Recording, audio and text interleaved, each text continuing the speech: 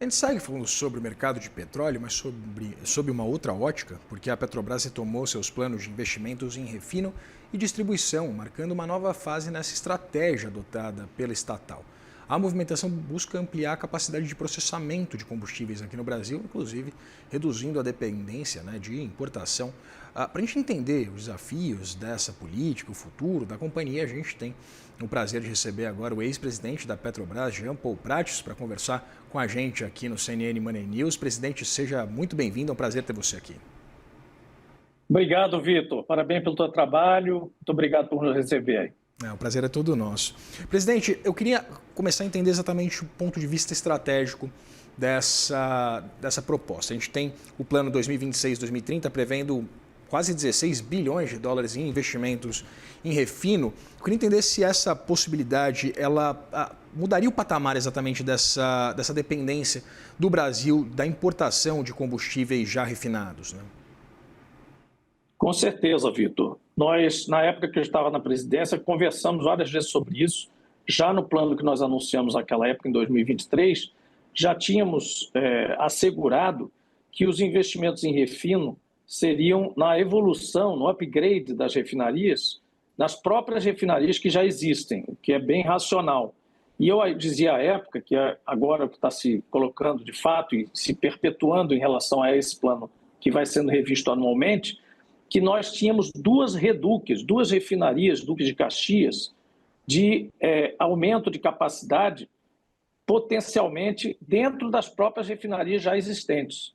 Então, nós, através dos aprimoramentos tecnológicos, de eficiência, de aumento de capacidade, de melhora dos procedimentos, etc., nós, nas próprias refinarias da Petrobras, principalmente as maiores, mais modernas, teríamos a capacidade equivalente a duas refinarias Duque de Caxias de adição em capacidade de processamento e, portanto, de produção de derivados de petróleo. Então, isso somado ao fato de que a pressão sobre a demanda do diesel tende a diminuir, claro, gradualmente, ao longo de um período longo, mas tende a diminuir em função, primeiro, da entrada maior, cada vez maior, de mistura de biodiesel e, eventualmente, também da entrada cada vez maior de eletrificação de frotas.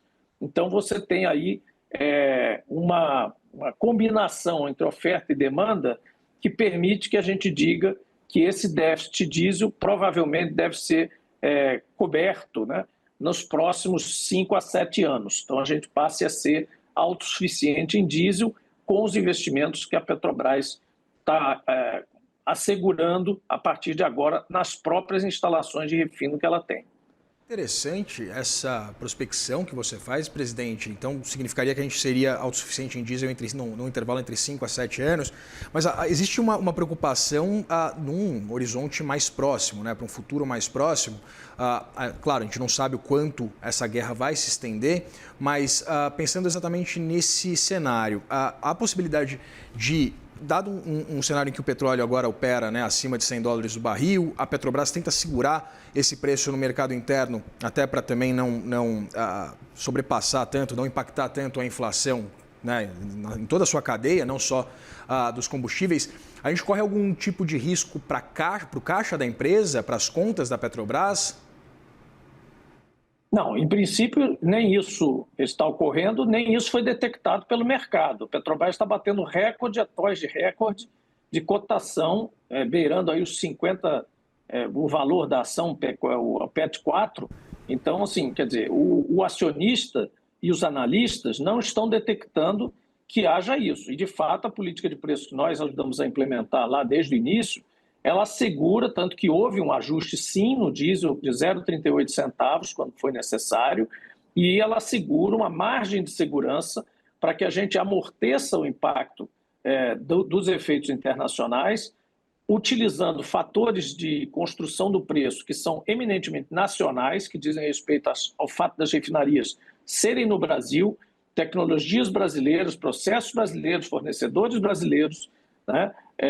Empregados, trabalhadoras brasileiros, e além disso temos uma capacidade de importação como Petrobras, com frete de retorno e tudo isso, já que somos exportadores de petróleo, que traz vantagens para a Petrobras suprir o país. Então, os importadores também estão atuando. Existe uma subvenção hoje, que não é pequena, que o governo federal assinalou e colocou em prática, uma subvenção de 32 centavos, que agora, com mais o ICMS, né, 60 centavos do governo federal, 60 centavos dos estados que aderiram, que são basicamente os estados importadores, mais os 0,32 do zero de alíquota do PIS/COFINS, nós estamos indo aí para 2 e, se não estou errado, 2,10, 2,20 reais por litro de contribuição da sociedade brasileira através do governo federal e governos estaduais e abertura de mão de recebimento de impostos para colaborar para que o diesel fique estável, pelo menos previsível. E isso incorporando o 0,38 de aumento na base da refinaria no diesel que a Petrobras promoveu. Então, além disso, vocês mesmos assinalaram aí agora, o próprio Galípolo colocou isso, a Petrobras é uma grande exportadora de petróleo, mais de 1 milhão de barris dia de petróleo, cotado em dólar e que dobrou de preço.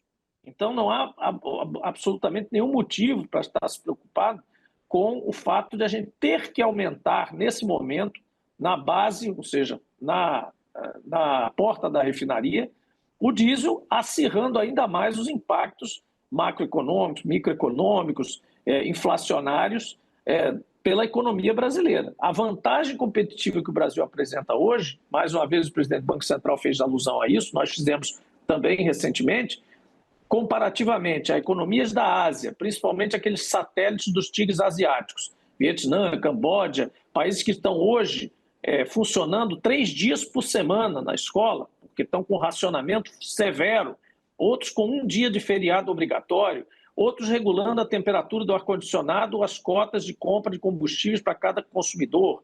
Então, já tem lugares no Brasil em que está assinalado claramente um racionamento severo no diesel, principalmente em outros combustíveis, países altamente importadores. Isso significa que ser autossuficiente em petróleo e ser praticamente autossuficiente em todos os derivados de petróleo, ter uma grande capacidade de refino, vale a pena. Portanto, os últimos 70, 80 anos que o Brasil lutou para isso, através de vários governos, de vários matizes políticos, que o único objetivo nacional que não deixou de estar na pauta de qualquer governo, de Getúlio até hoje, era buscar autossuficiência em petróleo e autossuficiência em derivados.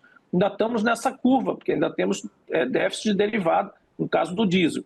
Mas essa conquista, hoje, está se provando muito importante para a soberania brasileira. E sobre esse assunto, presidente, a gente acompanhou nas gestões anteriores à sua, né, um movimento, tanto durante o governo de Michel Temer quanto no governo de Jair Bolsonaro, um movimento de privatização dessas refinarias, das distribuidoras.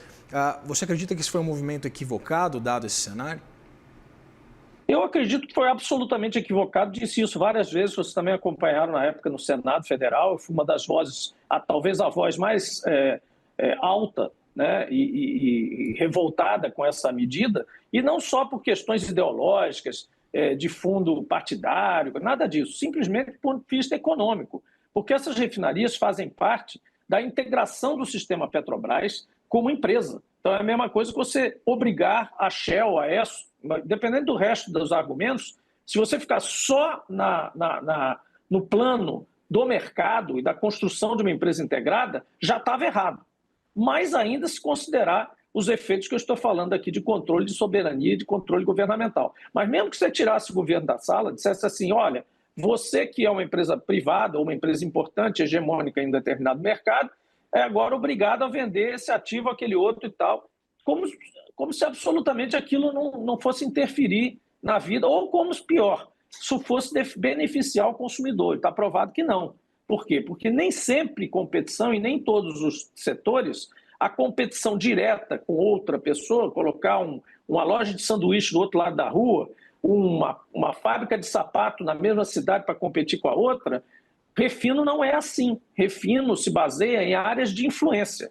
Uma refinaria só se coloca num determinado mercado se ela tiver certeza que ela vai abastecer toda aquela área de segurança, daquela área de influência dela. Quando você vende aquela refinaria que está abastecendo aquela área de segurança, não há nenhuma segurança de que a refinaria da outra área, lá de Canoas, em Porto Alegre, venha competir colocando produto na área de Salvador. Não há competitividade nisso, porque tem um frete, tem uma logística, tudo isso que é caro. E, por outro lado, você não consegue botar duas refinarias pequenas, porque elas não se pagam, uma ao lado da outra, para competir uma com a outra. São refinarias que têm que ser grandes por escala e têm que abraçar um guarda-chuva de uma área. Portanto, vendê-las, no caso das refinarias, foi um erro, porque desestruturou o sistema da Petrobras e não garante absolutamente preço menor. Tanto é verdade que a prática mostrou o preço da Bahia é o mais caro. Aqui no Rio Grande do Norte também foi vendida uma pequena refinaria que faz diferença para o mercado local, que está no preço mais caro, e a de Manaus, que foi vendida, também é o mercado mais caro do Brasil. Então, as 3 refinarias que foram vendidas são as que estão praticando o preço mais caro, porque elas não têm nem como fazer esse efeito amortecedor, porque elas não têm escala, elas não são exportadoras de petróleo, como eu disse aqui, elas estão sozinhas no negócio apenas do refino. Elas têm que, às vezes, importar petróleo, como no caso da Bahia, que é do fundo Mubadala, ela importa petróleo hoje disparado o preço lá de Abu Dhabi, ou tem compra da Petrobras achando que, e até reivindicando que ela venda com um preço igual do que para as refinarias dela, o que não faz o menor sentido essa reivindicação, ela vende se ela quiser, né? Então ficou um monopólio regional privado em algumas regiões do Brasil, onde as outras refinarias não conseguem chegar com competitividade, que é natural neste tipo de negócio. Em relação à BR, outro erro, porque onde já se viu uma empresa de petróleo integrada, e de novo vou dar os exemplos de Shell, Chevron, qualquer empresa privada e também empresas públicas e semipúblicas, Total francesa, Equinor norueguesa, BP que também já foi estatal, Petrogal, enfim, toda empresa de petróleo grande, Vitor, ela sonha, o sonho da vida dela é ser uma empresa integrada, do poço ao posto, porque ela pode fazer o que a Petrobras está fazendo hoje, ela compensa a venda do petróleo cru e ela compensa eventualmente não perder mercado para um importador num período como esse, ou poder fazer um amortecimento como empresa estatal que é para o mercado brasileiro e para a inflação brasileira se manter estável, a previsibilidade dos fretes, tudo isso. Então, quando você não tem essa possibilidade, né, você se desgarra do mercado, vendendo o seu pé no chão, que é a distribuidora de petróleo, que lida com o consumidor final, você perde a noção, você vira uma empresa que vai até metade do caminho e para. Vende na porta da refinaria e deixa para os outros a tarefa de vender para o consumidor final. Isso não é bom para uma empresa integrada, isso é completamente incongruente com o plano de crescimento de uma empresa grande como a Petrobras. Portanto, foi um erro. Eu até entendo, Vitor, só para terminar, que haja pessoas que digam assim, mas ali estava precisando de dinheiro, havia uma necessidade, mas isso não fez tanta diferença. Não, talvez isso pudesse demorar um pouco mais. A recuperação financeira da Petrobras vem, de novo, do upstream, da exploração e produção, e não teria sido necessário vender, ainda mais no contrato de marca que foi feito, que permite até que a empresa venda produto de outra marca com a marca Petrobras. Presidente, muito rapidamente, que eu vou tomar bronca aqui da nossa editora Tia Santoro. Eu também. Vamos tomar os dois.